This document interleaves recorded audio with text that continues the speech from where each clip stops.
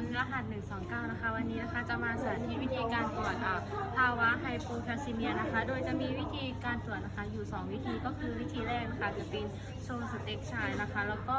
ทูโซไซนะคะซึ่งวิธีแรกนะคะโชว์สเต็กชายนะคะจะตรวจโดยวิธีการเคาะที่บริเวณหน้าแก้มของคนไข้นะคะ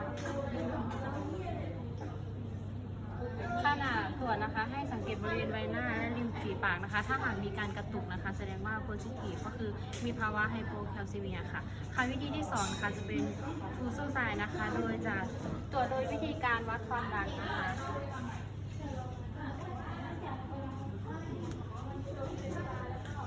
วัดความดันนะคะให้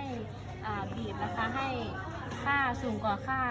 ซิสโทลิกปกตินะคะประมาณ20มิลลิเมตรตลอดค่ะแล้วก็ทำการวัดความดันถ้าหากว่าขณะวัดคนไข้มีการจีบมือนะคะแสดงว่าโพซิทีฟก็คือมีภาวะไฮโปแคลซีเมียค่ะขอบคุณค่ะ